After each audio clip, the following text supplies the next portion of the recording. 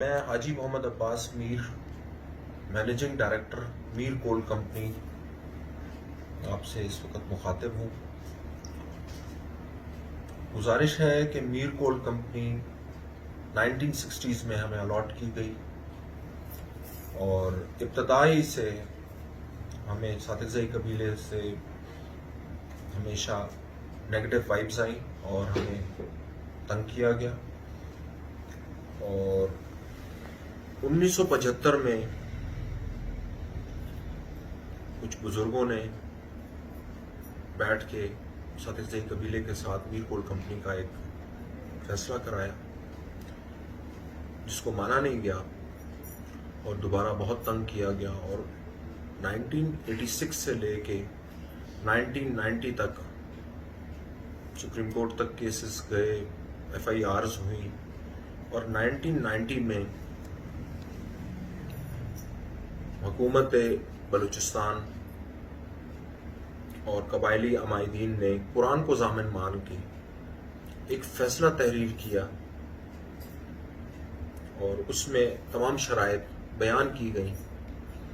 اور 1975 کے نقشے کو بیس بنایا گیا اور تمام شرائط لکھی گئیں۔ 2014 میں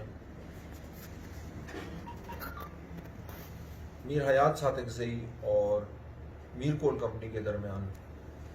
دوبارہ معاملہ سامنے آیا۔ پتہ چلا کہ میر حیات جب سروے کے دوران اس چیز کا انکشاف ہوا کہ جو قرآن پہ دیا ہوا ایریا تھا اس سے تجاوز کر کے کہیں اور پہنچا، بعد از مختلف جرگے ہوئے، کچہریاں ہوئیں، کسی بات پہ نہیں رکے۔ آخر میں 2015 21 اپریل کو مجھے مارواڑ کے علاقے منصور لیس سے اغوا کرا لیا گیا اور 1 سال حسب بیجا میں رکھا گیا، اور اسی دوران میر حیات ساتھزئی نے عدالت عالیہ کا دروازہ کھٹکھٹایا اور گورنمنٹ سے سروے کروایا، عدالت عالیہ سے سروے کروایا، ڈپارٹمنٹ سے سروے کروایا، اور جو فیصلہ ہوا اس سے بھی ماننے سے انکار کر دیا۔ 2016 میں میرے رب کے حکم سے جب میں واپس آیا، 12 اپریل 2016 واپس آنے کے بعد پتہ چلا کہ سارا کام جل چکا ہے اور بند پڑا ہے۔ پروردگار کی مدد سے دوبارہ شروع کیا گیا، اور الحمدللہ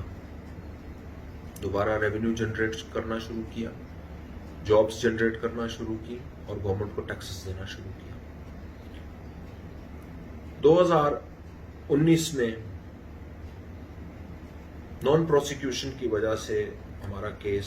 جو اغوا کا میں نے لگایا ہوا تھا میر حیات ساتھزئی اور دیگر کے اوپر، جس میں رب نواز ساتھزئی، عبدالحق ساتھزئی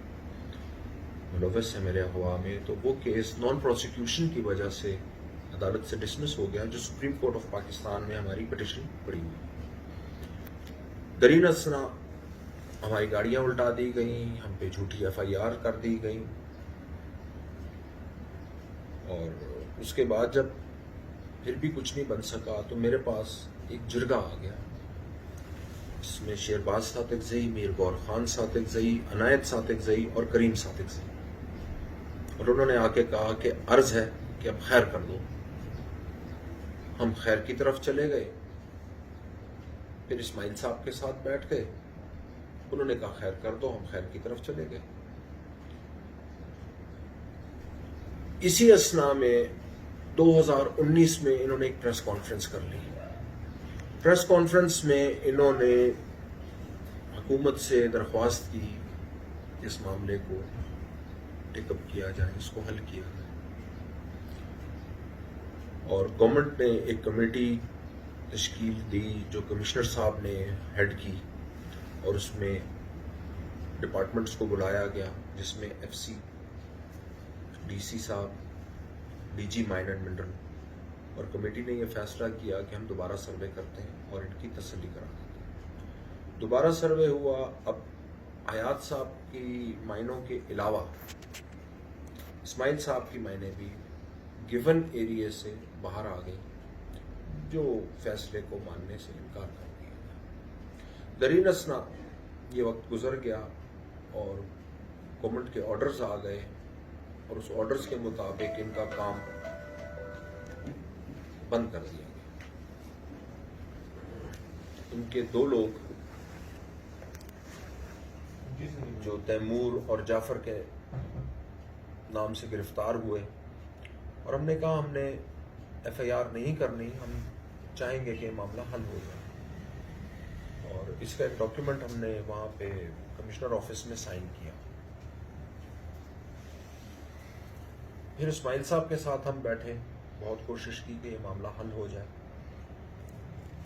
تو برہمگی کا اظہار کر کے وہ یہاں سے چلے گئے دھمکیاں دیتے ہوئے، اور آج وہ روڈ پہ بیٹھے ہیں، اور ہمارے مزدور اور ہمارا کام اس وقت بند پڑا ہوا ہے، اور سب کی گاڑیاں اور سب کے ٹرک گزر رہے ہیں، صرف ہماری گاڑی اور ہمارے ٹرک گزرنے کی اجازت نہیں ہے۔ میں سرکار سے، سیکیورٹی اداروں سے، کمشنر صاحب سے، گورنر صاحب سے، ایف سی کے سربراہان سے، فوج کے سربراہان سے میں گزارش کروں گا کہ ہم بہت بڑا ریونیو جنریٹ کرتے ہیں، ہم نے ہزاروں لاکھوں گھرانوں کو روزگار پرووائڈ کیا ہوا ہے، اور یہ صرف اپنی مدد آپ کے تحت ہے، اور ہم ہمیشہ کوشش کرتے آئے ہیں کہ قانون کی پاسداری کریں اور قانون کے ساتھ ہم کام کو چلائیں اور بہتر سے بہتر روزگار کے مواقع پیدا کریں اور زیادہ سے زیادہ ریونیو جنریٹ کر کے گورنمنٹ آف پاکستان اور گورنمنٹ آف بلوچستان کو پرووائڈ کریں۔ میں گزارش کروں گا کہ مہربانی کر کے اس جھوٹے نقلی احتجاج کو ختم کیا جائے، اور سرکار کا جو فیصلہ ہے، جو کمشنر صاحب نے کمیٹی بنائی ہے، جو عدالت عالیہ کا جو فیصلہ ہے، اس پہ عمل درآمد کیا جائے۔ میں آپ تمام اداروں سے ریکویسٹ کروں گا کہ ہمارے حالت زار پہ رحم کیا جائے اور ہمارے مزدوروں پہ رحم کیا جائے، جو بے شمار پریشانی کا اس وقت شکار ہیں اور بندش روزگار کی وجہ سے وہ سراپائے احتجاج ہیں، اور کب تک میں ان کو بٹھا کے دہاڑی دے سکوں گا اس کا مجھے علم نہیں ہے، اور جس دن وہ سڑک پہ آ گئے اور یہاں شہر میں آ گئے تو اس کی ذمہ داری آپ تمام پہ ہوگی جو میری آواز سن رہے ہیں۔ میں پھر ریکویسٹ کروں گا، میں گزارش کروں گا کہ مہربانی کر کے اس معاملے کو دوبارہ جس بھی کیٹیگری میں رکھ کے، جس طریقے سے بھی آپ اس کو چیک کرنا چاہیں، جس طریقے سے آپ اس کو دوبارہ اس کمیٹی کے اندر جو فیصلے ہوئے ہیں، جو سروے ہوئے ہیں، اس کو دوبارہ اگر آپ چیک کرنا چاہیں، ڈپارٹمنٹ سے چیک کرنا چاہیں، کمشنریٹ سے چیک کرنا چاہیں، اس کو چیک کریں اور مہربانی کر کے رستے کو کھولیں کہ ہم، ہمارے مزدور امن سے، سکون سے وہاں پہ کام کریں اور آپ کو بہتر سے بہتر ریزلٹ پروڈیوس کریں اور زیادہ ریونیو جنریٹ کریں اور زیادہ ٹیکسز پے کریں تاکہ ملک کا پہیہ اسی طرح چلتا رہے۔ ہماری ریکویسٹ پہ غور کیجئے، نہیں تو مزدور جب تک پہاڑ پہ بیٹھا ہے ہم ان کو روک کے بیٹھ سکتے ہیں، جب تک ہم ان کو دہاڑی دے سکتے ہیں ہم ان کو بٹھائیں گے، اور جس دن وہ شہر میں آگے پھر ہماری ذمہ داری نہیں ہوگی۔ آپ تمام کا بہت شکریہ کہ آپ نے اتنا اپنا قیمتی وقت نکالا اور میری آواز کو سنا۔ کہ جو قرآن کو ضامن کر کے 1990 کا جو فیصلہ کیا گیا تھا، کیا اس سے آگے کوئی فیصلہ ہو سکتا ہے؟ یہ تمام جو وہاں بیٹھے ہوئے ہیں ان کے باپ داداؤں نے اس کے اوپر لکھ کے قرآن کو ضامن کر کے لکھا ہے، اور کلوز نمبر 7 ابھی میں نے آپ کے سامنے بآواز بلند پڑھی ہے، جس میں کسی قسم کی کوئی ڈیمانڈ نہ ٹرائب مین کر سکتا ہے، نہ کوئی اور کر سکتا ہے، نہ کوئی آبلیگیشن ہے، نہ کسی قسم کی اور کوئی ڈیمانڈ ہے۔ مہربانی کریں، قرآن کی عزت کریں، میں آپ تمام سے گزارش کروں گا قرآن کی عزت کریں۔ شکریہ۔